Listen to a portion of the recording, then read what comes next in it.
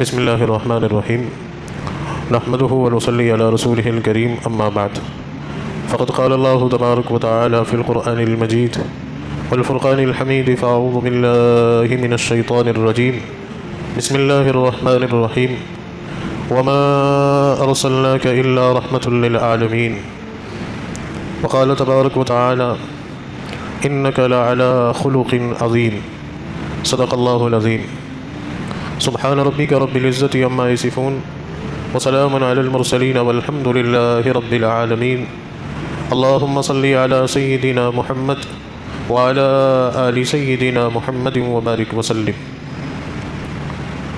عزیزان گرامی، واجب القدر بزرگوں اور میرے دینی اور ایمانی بھائیوں، السلام علیکم ورحمۃ اللہ وبرکاتہ۔ میرے عزیزوں اور بزرگوں، اللہ رب العزت نے اس کائنات میں انسان کو پیدا کیا اور انسان اللہ کی عبادت کے لیے پیدا کیا گیا۔ اس روح زمین پر انسانی برادری میں انسانوں کے درمیان جو سب سے اہم اور سب سے ضروری کام ہے وہ اللہ کی عبادت ہے، اور انسان کو اللہ کی عبادت کرنے کا طریقہ اور سلیقہ سکھانے کے لیے، بتانے کے لیے اللہ رب العزت نے انبیاء علیہم الصلاۃ والسلام کو بھیجا۔ بس چنانچہ نبی اپنے اپنے دور میں، اپنے اپنے زمانے میں، اپنے اپنے علاقوں میں تشریف لاتے رہے اور موجودہ انسانوں کو اللہ کی عبادت کا طریقہ اور زندگی گزارنے کا طریقہ سکھاتے رہے۔ اسی طریقے سے ہم سب کے آقا اور آخری نبی جناب محمد رسول اللہ صلی اللہ علیہ وسلم بھی تشریف لائے۔ نبی پاک صلی اللہ علیہ وسلم کی تعلیمات جو آپ لے کر آئے ہیں دنیا بھر کے انسانوں کے لیے، اور خود آپ کی ذات بابرکت جن کو اللہ تبارک و تعالیٰ نے تمام عالموں کے لیے رحمت بنا کر بھیجا، بس چنانچہ نبی کی ذات بھی رحمت ہے اور نبی کی تعلیمات بھی رحمت ہے اور نبی کا دین بھی رحمت ہے۔ اسی اعتبار سے آپ دیکھیں کہ نبی پاک صلی اللہ علیہ وسلم کی تعلیمات 3 حصوں میں ہے۔ پہلا عقائد، دوسرا عبادات اور تیسرا اخلاق۔ یہ پورا نبی کی تعلیمات کا حصہ ہے۔ نبی کریم صلی اللہ علیہ وسلم نے اپنے زمانے کے انسانوں کو، اپنے زمانے کے لوگوں کو یہ تینوں چیزیں سکھائی۔ عبادت کا سلیقہ سکھایا، عقائد درست کروائے اور اخلاق کی بہتری کی تعلیم دی۔ پس چنانچہ جس طرح سے نبی پاک صلی اللہ علیہ وسلم دنیا کی دیگر ہستیوں سے اور آپ کا لایا ہوا دین، آپ کی لائی ہوئی شریعت دوسرے مذاہب کی تعلیمات سے جس طرح سے عبادات میں اور عقائد میں ممتاز ہے، ویسے ہی اخلاق میں بھی ممتاز ہے۔ اور اخلاق سے مراد یہ ہے کہ بندوں کے باہمی حقوق اور فرائض کہ وہ معاملات جو انسانوں کے لیے کرنا مناسب ہی نہیں بلکہ ضروری ہے، جو حقوق اور فرائض ہمارے اوپر ہیں، جو ذمہ داریاں ہمارے اوپر ہیں، ان ذمہ داریوں کو بحسن خوبی اور بہتر طریقے سے انجام دینے کو اخلاق کہتے ہیں۔ اور نبی پاک صلی اللہ علیہ وسلم نے انسانیت کے ہر طبقے کو اخلاق سکھائے ہیں۔ اللہ رب العزت نے حضور پاک صلی اللہ علیہ وسلم کو اخلاق کی بلندیوں پر فائز کیا۔ بس چنانچہ قرآن مجید میں اللہ نے فرمایا کہ انک لعلی خلق عظیم، اے نبی آپ بہترین اخلاق والے ہیں۔ نبی پاک صلی اللہ علیہ وسلم کی تعلیمات میں اور آپ کے دین میں وہ عمدہ اخلاق ہیں، وہ بہترین طریقہ کار زندگی گزارنے کا ہے جو کہیں پر بھی نہیں ملتا۔ اور جس طرح سے فرمایا کہ نبی پاک صلی اللہ علیہ وسلم رحمت بنا کر بھیجے گئے، آپ انسانوں کے ہر طبقے کے لیے رحمت ہیں۔ ہم غور کریں کہ دنیا بھر میں جتنے بھی مذاہب ہیں، ان تمام مذاہب کے اندر اور ان کی بنیاد اور ان کی بنیادی تعلیمات اخلاق پر ہی ہے۔ اور جتنے نبی آئے انہوں نے بھی اخلاق کی تعلیم دی، اخلاق سے مراد اور مقصود یہ ہے کہ بندوں کے جو باہمی حقوق اور فرائض ہیں ان تعلقات کو بہتر طریقے سے انجام دینا یہ اخلاق ہے. یعنی آپ کے اوپر جو ذمہ داریاں ہیں، جو فرائض ہیں، ان ذمہ داریوں کو اور ان فرائض کو بحسن خوبی انجام دینا. کیونکہ انسان جب اس دنیا میں آتا ہے تو ہر چیز سے اس کا تعلق قائم ہو جاتا ہے، ہر چیز سے اس کا ایک رشتہ جڑ جاتا ہے. مثال کے طور پر ماں باپ سے تعلق ہے، ویسے ہی بھائی بہن سے تعلق ہے، شوہر کا بیوی سے اور بیوی کا شوہر سے، اور پھر اولاد سے، رشتہ داروں سے، پڑوسیوں سے، محلے والوں سے، شہر والوں سے، ملک والوں سے، قوم سے، حتیٰ کہ حیوانات سے بھی انسان کا تعلق جڑ جاتا ہے. ایک جانور جب انسان پالتا ہے تو اس جانور سے بھی اس کا تعلق جڑ جاتا ہے. تو دین یہ کہتا ہے کہ جس سے بھی تمہارا تعلق ہے، خواہ وہ تمہارا خونی رشتہ ہو یا تمہارا معاملاتی تعلقات ہو یا رشتہ داری ہو یا پڑوس ہو یا محلے داری ہو، یہاں تک کہ ایک جانور بھی جو تم نے پال رکھا ہے اس کے ساتھ بھی تمہیں بحسن خوبی رہنا ہے، اس کے ساتھ بھی تمہیں بہتر طریقے سے پیش آنا ہے. یہ دین کی بنیادی تعلیم ہے اور نبی پاک صلی اللہ علیہ وسلم یہی سکھانے کے لیے آئے. اسی لیے آپ صلی اللہ علیہ وسلم نے فرمایا انما بعثت مکارم الاخلاق، کہ لوگوں میں اخلاق کی تکمیل کے ساتھ بھیجا گیا. یعنی حضور سے پہلے جتنے بھی نبی دنیا میں تشریف لائے یا جتنے بھی مصلح دنیا میں پیدا ہوئے اور جتنی بھی جماعتیں اور جتنی بھی تنظیمیں دنیا میں کھڑی ہوئیں، ان تمام تنظیموں، تحریکوں، نبیوں کی تعلیمات کی بنیاد اخلاق پر ہے. اس سے کوئی دو رائے نہیں. لیکن نبی پاک صلی اللہ علیہ وسلم کو اللہ نے جو اخلاق دیے وہ ان تمام اخلاق کی تعمیل ہے، وہ ان تمام اخلاق پر تکمیل ہے. حضور پاک صلی اللہ علیہ وسلم کے اخلاق سب سے اعلیٰ. اسی لیے تو حضرت ابو ذر غفاری رضی اللہ تعالیٰ عنہ جو ابھی ایمان نہیں لائے ہیں، انہیں خبر ملی کہ مکہ میں ایک نبی مبعوث ہوئے ہیں اور انہوں نے اپنے نبی ہونے کا اعلان کیا ہے. تو حضرت ابو ذر غفاری رضی اللہ تعالیٰ عنہ نے اپنے بھائی کو بھیجا کہ جاؤ تم ان کو دیکھ کر آؤ کہ وہ کیا کرتے ہیں اور کیا کرنے کی تعلیم دیتے ہیں. تو ان کے بھائی جب آئے اور انہوں نے نبی پاک صلی اللہ علیہ وسلم کو دیکھا اور آپ کی باتوں کو سنا تو اپنے بھائی سے جا کر کہا کہ رأیتہ حسن الخلق، کہ میں نے انہیں بہتر اخلاق والا پایا اور اخلاق کی تعلیم دیتے ہوئے پایا کہ وہ خود بھی بہت اچھے انسان ہیں اور دوسروں کو بھی اچھا بننے کی نصیحت کرتے ہیں. خود بھی بہت اچھے انسان ہیں اور دوسروں کو بھی اچھا بننے کی تعلیم دیتے ہیں. اب اچھا انسان کون ہوتا ہے؟ کیا خوبصورت انسان اچھا ہوتا ہے، یا اچھے لباس پہننے والا اچھا ہوتا ہے، یا طاقتور اچھا ہوتا ہے، یا مالدار اچھا ہوتا ہے؟ یقیناً یہ چیزیں انسان کے اندر ہوں تو یہ بھی انسان کی ایک بہتری ہے.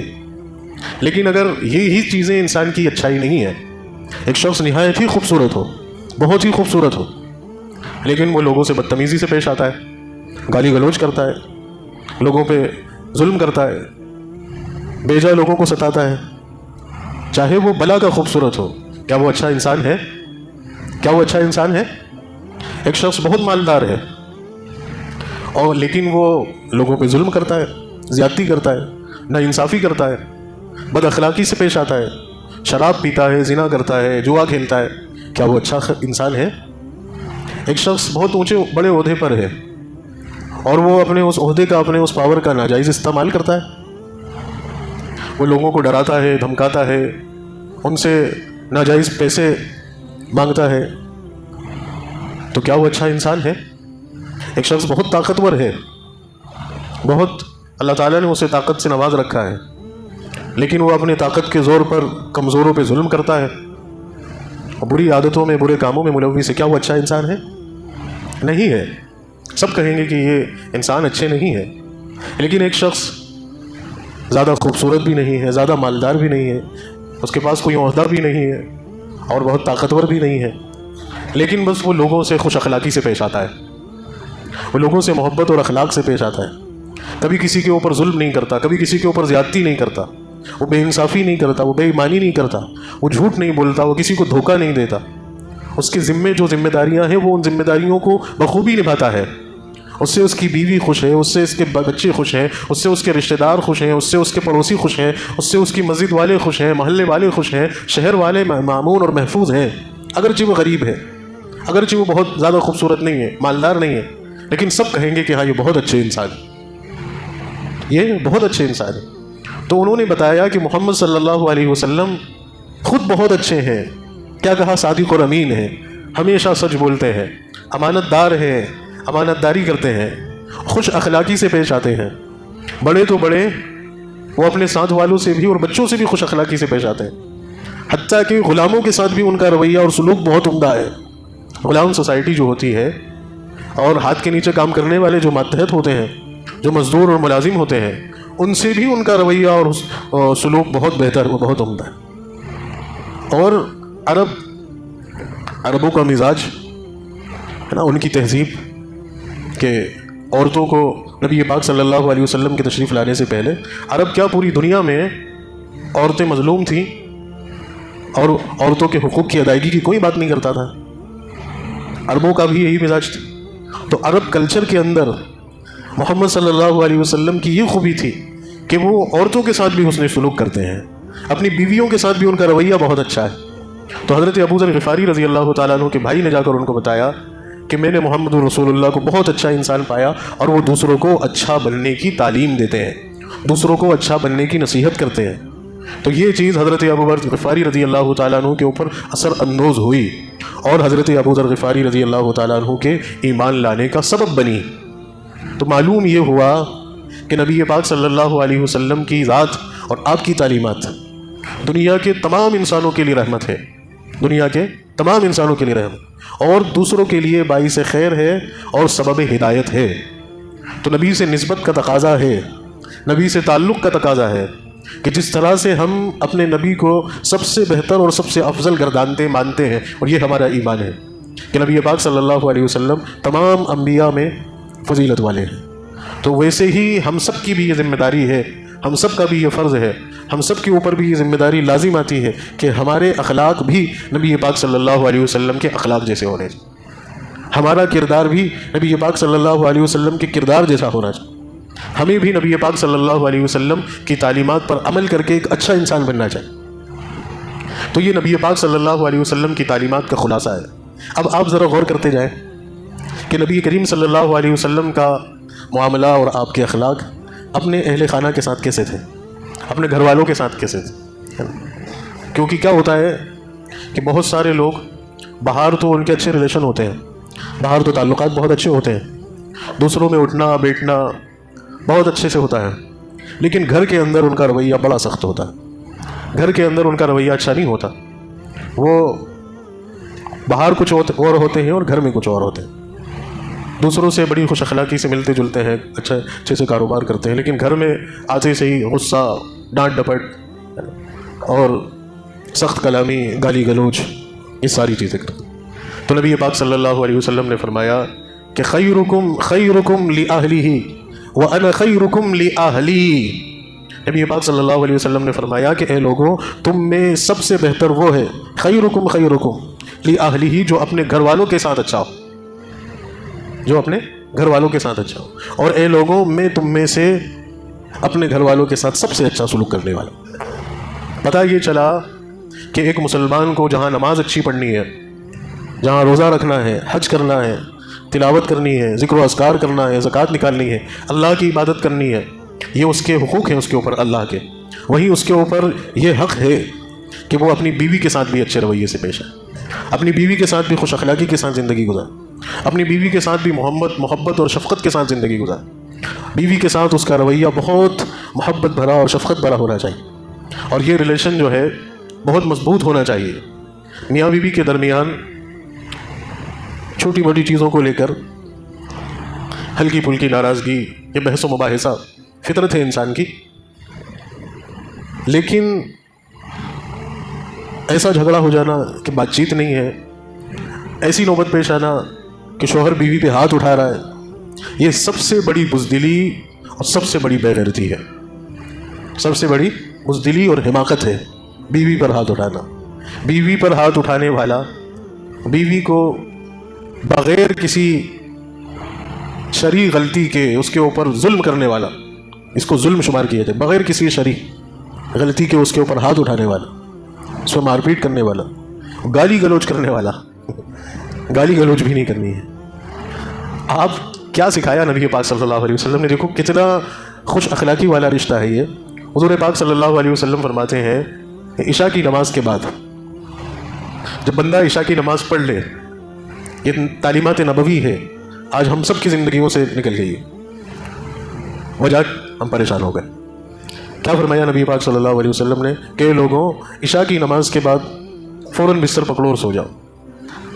بات چیت سے منع فرمایا، بغیر کسی مقصد کی اور ضرورت کی یا دینی گفتگو کے علاوہ دنیاوی فضول باتیں کرنا، اگر یہ کرنا ہے تو دن پڑا ہے، دن میں کرو۔ رات اللہ نے سونے کے لیے بنائی، آرام کرنے کے لیے بنائی، یا اللہ کی عبادت کے لیے بنائی۔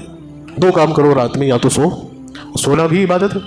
اگر بندہ عشاء کی نماز پڑھ کے وضو بنا کے اللہ کا ذکر کرتے ہوئے اس کی آنکھ لگ جائے اور ساری رات سوتا رہے اور صبح فجر کی نماز جماعت سے پڑھ لے تو اس کا رات کا سونا بھی عبادت شمار کیا جائے۔ یا تو سو جاؤ گے، اچھی نیند پوری ہوگی، کل کو دن میں تم جو ہے تندرست اور صحت مند اٹھو گے، پھر اچھے سے کام کاج کرو گے۔ اور اگر نہیں سونا ہے تو پھر اللہ کی عبادت کرو، اس کے علاوہ کچھ نہیں۔ لیکن ایک چیز کے لیے اجازت دی کہ ہاں شوہر اور بیوی کو اجازت ہے اس بات کی کہ وہ دونوں پیار اور محبت کی باتیں کر سکتے ہیں، اور ان دونوں کا پیار محبت کے ساتھ بند کمرے میں رہنا اور ایک دوسرے کے حق ادا کرنا، ایک دوسرے کے حق ادا کرنا، حتیٰ کہ بوس و کنار کرنا، اس پر بھی اللہ اجر دے گا، اس پر بھی اللہ اجر دے گا۔ جہاں عام لوگوں کو بات چیت کرنے سے منع کر دیا گیا، وہاں شوہر اور بیوی کا رشتہ اتنا اہم ہے، اتنا پیارا ہے، اتنا اللہ کو پسندیدہ ہے کہ ایک شوہر اپنی بیوی سے بات کر سکتا ہے، بیوی اپنے شوہر سے بات کر سکتی ہے، پیار محبت کی باتیں کریں، ایک دوسرے کے حقوق ادا کریں۔ شوہر بیوی کے حق ادا کر رہا ہے، بیوی شوہر کے حق ادا کر رہی، دونوں کو ثواب مل رہا ہے، دونوں کو ثواب مل رہا ہے۔ اب ایسے مقدس رشتے کو لوگ گالی گلوچ کے ساتھ ڈیل کریں اور سخت کلامی کے ساتھ زندگی گزاریں، لڑائی جھگڑے کے ساتھ زندگی گزاریں، اور آخری درجے کی بے غیرتی اور آخری درجے کا ڈھیٹ پن کہ عورت پہ ہاتھ اٹھایا جائے، عورت کو مارا جائے، اس کو قطعاً نبی پاک صلی اللہ علیہ وسلم نے پسند نہیں فرمایا، اور فرمایا تم میں سب سے اچھا انسان وہ ہے کہ جو اپنی بیوی کے ساتھ حسن سلوک کرے، اپنی بیوی کے ساتھ اچھے سے پیش آئے، اور فرمایا کہ جو ایسا کرے گا اپنی بیوی کے ساتھ حسن سلوک کے ساتھ زندگی گزارے گا، تو پھر محمد رسول اللہ صلی اللہ علیہ وسلم نے فرمایا کہ کل قیامت کے دن اللہ رب العزت ایسے بندے کو، ایسے نیک شوہر کو، ایسے خوش اخلاق شوہر کو، ایسے دیندار شوہر کو، ایسے اچھے شوہر کو کل قیامت کے دن اللہ تبارک و تعالیٰ میرا قرب نصیب فرمائے گا۔ محمد رسول اللہ کی قربت ایسے شوہر کو نصیب ہوگی۔ مجھے بتاؤ کسی دین نے ایسا سبق دیا؟ کسی کی تعلیمات میں اتنی عمدہ اور اتنی بہتر تعلیم ہے؟ یہ محمد رسول اللہ میرے پیاروں ہمیں سکھا رہے ہیں۔ آپ بتائیں کہ اگر ایسی خوش اخلاقی والی زندگی میاں بیوی گزاریں تو کتنی ساری ٹینشنوں سے انسان نجات پا جائے، گھر کے جھگڑے ختم، گھر کے اندر سکون، برکت، خوشحالی۔ یہ بہت اہم بات ہے، اس کو معمولی مت سمجھنا، بالکل معمولی مت سمجھنا۔ اللہ تبارک و تعالیٰ نے شوہر کے لیے بیوی میں اور بیوی کے لیے شوہر میں سکون رکھا۔ تمہارے گھر میں سینکڑوں روپے کی ساز و سامان کی چیزیں بھری ہوئی ہیں، لیکن تمہارے پاس تمہارے ساتھ رضامندی کے ساتھ تمہاری بیوی نہیں ہے، تو وہ چیزیں بے معنی بے مقصود ہیں۔ چیزوں میں سکون نہیں میرے دوستوں، چیزوں میں سکون نہیں ہے۔ اپنے گھر کو خوب سجا لینا، خوب آرائش کی چیزیں اس میں جمع کر لینا، اور بیوی شوہر سے ناراض ہے، شوہر بیوی سے ناراض، گھر کے اندر سکون نہیں ہے، گھر کے اندر سکون نہیں ہے، اور گھر میں کچھ بھی نہیں ہے، بہت معمولی اور سادہ زندگی ہے، لیکن شوہر اور بیوی دونوں ایک دوسرے سے راضی ہیں، ایک دوسرے سے خوش ہیں، تو وہ گھر اس زمین پر اگرچہ اس میں زیادہ ساز و کی چیزیں نہیں ہیں، زیبائش اور آرائش کی چیزیں نہیں ہیں، وہ گھر اس زمین پر شوہر اور بیوی کی آپسی رضامندی سے زندگی گزارنے کی برکت سے جنت نما خوش نما ہے۔ اس میں پھر وہ شوہر بھی خوش ہے، وہ بیوی بھی خوش ہے، وہ بچے بھی خوش ہیں۔ تو اللہ سے دعا ہے کہ اللہ تعالیٰ اس برکت والے رشتے کو، اس پیارے رشتے کو، اور تمام لوگوں کو اس رشتے کو بہتر طریقے سے اور حسن خوبی اور حسن اخلاقی کے ساتھ نبھانے کی توفیق نصیب فرمائے۔ نبی پاک صلی اللہ علیہ وسلم نے عمل کر کے دکھایا۔ ہماری ماؤں کے ساتھ، ازواج مطہرات کے ساتھ آج ہم لوگ پریشان ہیں ایک بیوی کو لے کر. کوئی بہت قسمت والا ہوگا تو اس کی 2 ہیں. بھائی صاحب کے چہرے پہ مسکراہٹ ہے. میں دعا کروں گا اللہ تعالیٰ آپ کو بھی رضامندی کے ساتھ ایک اور عطا کرے. بری بات نہیں ہے, لیکن دونوں کے حقوق کی صحیح ادائیگی کے ساتھ. کہہ یہ رہا تھا کہ ہم ایک کو لے کے ہی پریشان ہیں, اور یہ عورت ذات ہے, معمولی نہیں ہے. صنف نازک ضرور کہا گیا ہے. اپنی جسامت میں, اپنی خوبصورتی میں, اپنی نزاکت میں, وہ کلی جو ہوتی ہے نا پھول کی پنکھڑیاں جو ہوتی ہیں اس سے بھی زیادہ نازک. اور وہ گلاب اپنی شاخ پہ لگ کے خوبصورت نہیں ہوتا, وہ عورت کے سر پہ سج کے خوبصورت ہوتا ہے. پورا حسن و جمال اللہ نے اس میں رکھا ہے, وہ جاذبیت, وہ رعنائیت. ابھی 150-200 لوگ بیٹھے ہوئے ہیں, کوئی ایک دوسرے کو نہیں دیکھ رہا, پاس والے کو بھی نہیں دیکھ رہے. ابھی بیچ میں ایک خاتون آ جائے, ابھی سب آپ مجھے دیکھ رہے ہو, ابھی ایک خاتون بیچ میں تشریف لے آئے تو آپ سب کی توجہ اس کی طرف ہوگی. نہیں چاہتے ہوئے بھی دل اندر سے پکارے گا کہ ایک نظر تو دیکھ ذرا, رنگ کیسا ہے, ناک کیسی ہے, آنکھ کیسی ہے, کپڑے کیسے پہن رکھے ہیں, پازیب کیسی ہے, کنگن کیسے ہیں, بالیاں جھمکے کیسے ہیں. آپ لوگ اتنے نیک اور فارسا مت بنو. ایسا عجیب شکل بنا کے میری طرف مت دیکھو. میں انسانی فطرت کی بات کر رہا ہوں. یہ مت سوچو کہ یہ مولانا پتہ نہیں پاگل ہو گیا, کسی بات ہم سے کر رہا ہے. میں انسانی فطرت کی بات کر رہا ہوں. حضرت آدم علیہ السلام کو جب اللہ نے بنایا اور آپ جنت میں ہیں, اور پھر آپ کی بائیں پسلی سے اللہ تعالیٰ نے حضرت حوا کو بنایا, اور حضرت حوا آپ کے پاس بیٹھی ہوئی ہے, تو حضرت آدم باپ ہیں ہم سب کے. ہم آپ کے برابر کیا متقی, کیا پرہیزگار, کیا دیندار, کیا نیک نیت. حضرت آدم فرماتے ہیں کہ حضرت آدم علیہ السلام کی طبیعت اور فطرت خود مائل ہو رہی تھی حضرت حوا کی طرف, اور خود فریفتہ ہو رہے تھے ان پر. تو یہ عورت ہے, اللہ نے بنایا. اور یہ اگر اللہ عورت کے اندر یہ خوبی نہیں رکھتا, عورت کے اندر یہ خوبی نہیں رکھتا, تو یہ دنیا خوشحال نہیں رہ پاتی. میرے دوستو, یہ اللہ نے رکھی. عورت کے اندر یہ جاذبیت اللہ نے رکھی, اور مرد کی فطرت میں عورت کی طرف مائل ہونا یہ بھی اللہ نے رکھا. اس کو نہیں نکالا جا سکتا. کوئی کتنا ہی بڑا متقی پرہیزگار ہو جائے, کوئی کتنا ہی بڑا متقی پرہیزگار ہو جائے, اگر واقعی میں اس کے اندر اللہ نے مردانہ صلاحیت رکھی ہے تو وہ عورت کے بغیر رہ ہی نہیں سکتا. ہاں, اگر اللہ نے مردانہ صلاحیت ہی نہیں رکھی تو پھر کوئی بات ہی نہیں. تو کیا فرمایا کہ پیار بھی ہوگا, محبت بھی ہوگی, تعلق بھی ہوں گے, نسبت بھی بنے گی, ضرورت بھی ہے. اس کو پورا کرنے کے لیے نکاح کرو, خوش اخلاقی والی زندگی گزارو. اور اسی کے ساتھ فرمایا کہ یہ عورت ٹیڑھی پسلی سے پیدا کی گئی, اس کی فطرت میں ٹیڑھ پن ہے. اب تمہیں اسی فطرت کے ساتھ اس سے فائدہ اٹھانا ہے.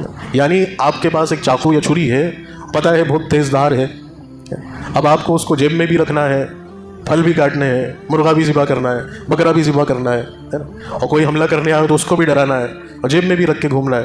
تو اب سارے احتیاط آپ کو کرنے ہیں. اس کے اندر صلاحیت ہے کاٹنے کی, اب آپ کو اس سے بچنا ہے.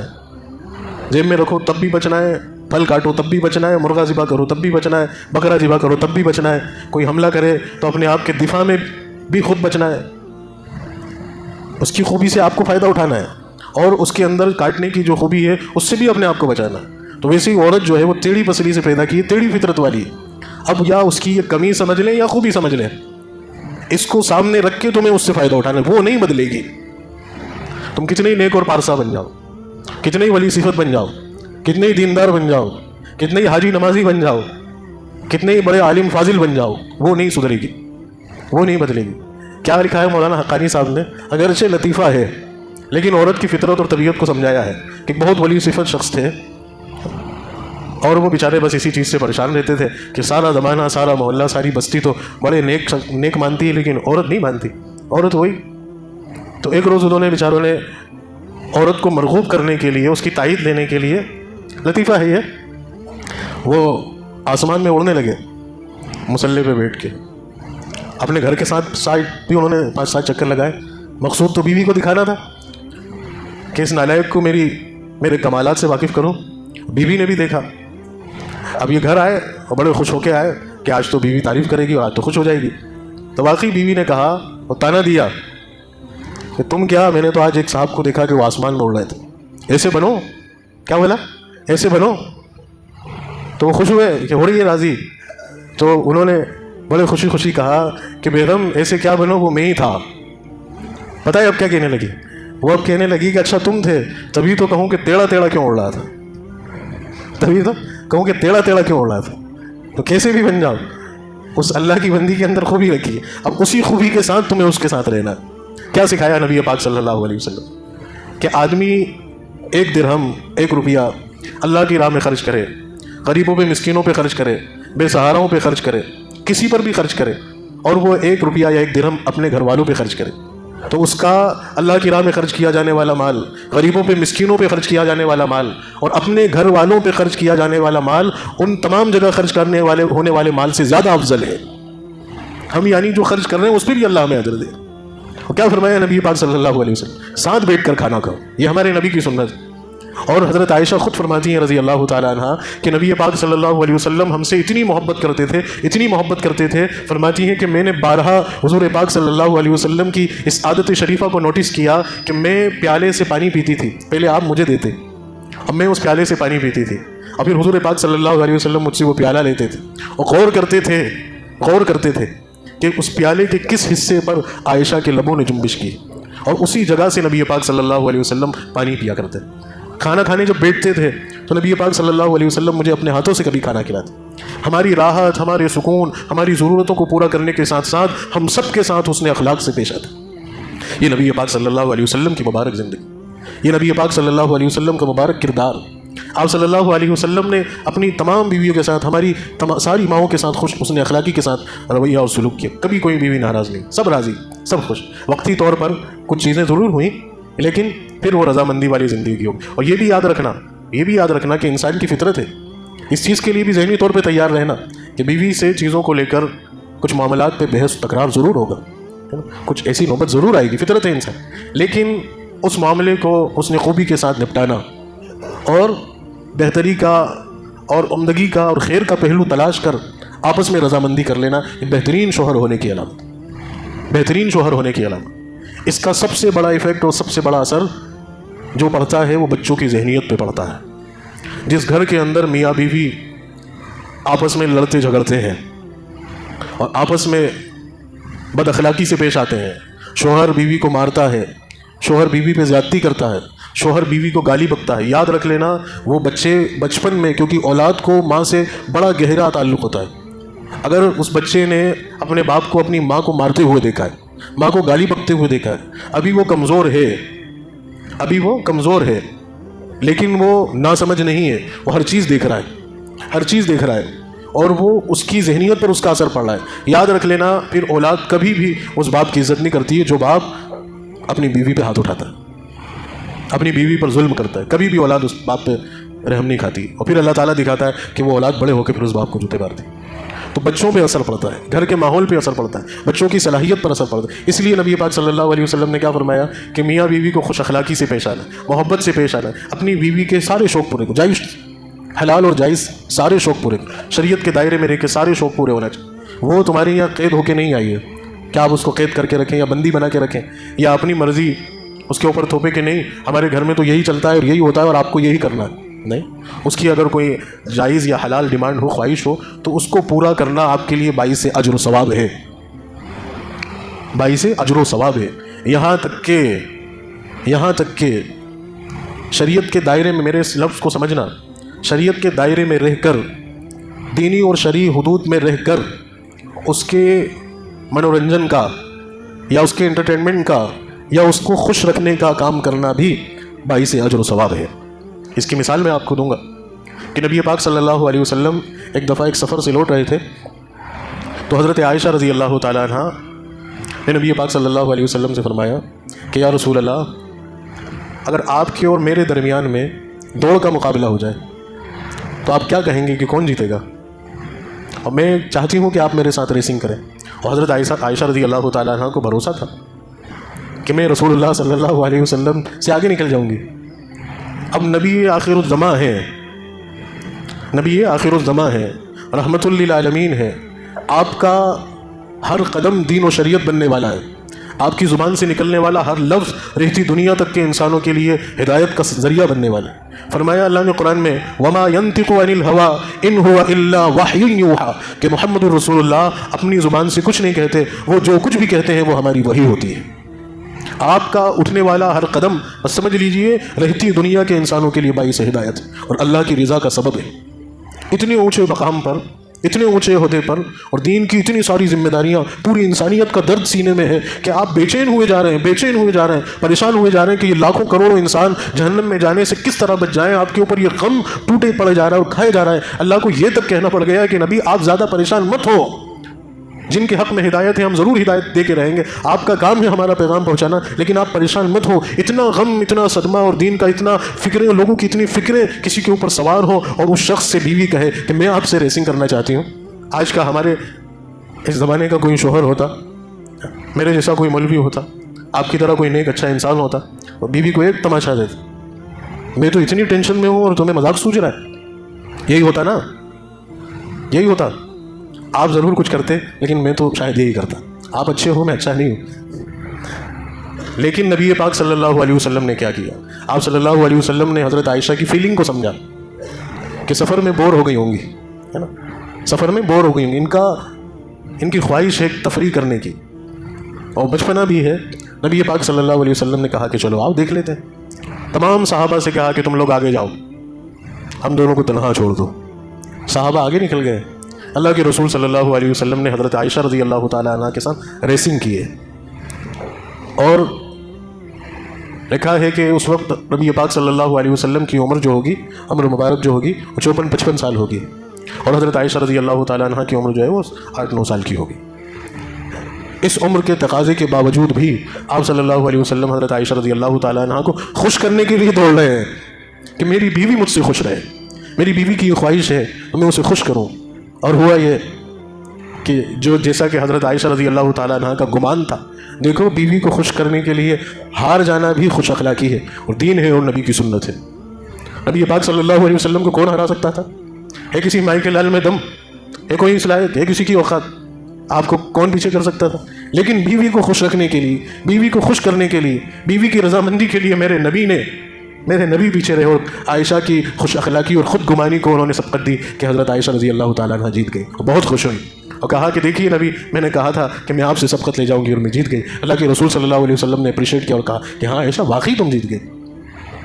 اب پھر ایک اور واقعہ لکھا ہے، اب پھر کچھ دنوں بعد حضرت عائشہ رضی اللہ تعالیٰ عنہ کچھ تھوڑی بڑی ہوئیں اور جسمانی اعتبار سے بھی تھوڑی، ہے نا، ہم تو اللہ کے رسول صلی اللہ علیہ وسلم نے، اب خود رسول اللہ صلی اللہ علیہ وسلم نے فرمایا کہ عائشہ تمہارا کیا کہنا ہے کہ ایک بار اور ریس ہو جائے؟ تو حضرت عائشہ خوش ہوئیں کہ ضرور۔ اب پھر ریس ہوئی تو اللہ کے رسول سبقت لے گئے اور حضرت عائشہ ذرا سی مایوس ہوئیں۔ دیکھو مزاج کو کیسے سمجھا جاتا ہے، عورت کو کیسے رکھا جاتا ہے۔ اللہ کے رسول صلی اللہ علیہ وسلم آگے نکل گئے، حضرت عائشہ مایوس ہوئیں، غم زدہ ہوئیں اور کہا کہ عائشہ تم ہاری نہیں ہو، ذرا تم تھوڑی سی موٹی ہو گئی، اس کی وجہ سے ہار گئی اور میں جیت گیا، تھوڑا خیال کرو۔ تو یہ ہے میرے نبی کی پیاری زندگی، خوش اخلاقی والی زندگی، بہتری اور عظیمت والی زندگی۔ اللہ پاک ہم سب کو ایسی بہتر زندگی گزارنے والا بنائے، اپنے گھر والوں کے ساتھ خوش اخلاقی کے ساتھ پیش آنے والا بنائے۔ وآخر دعوانا ان الحمد للہ رب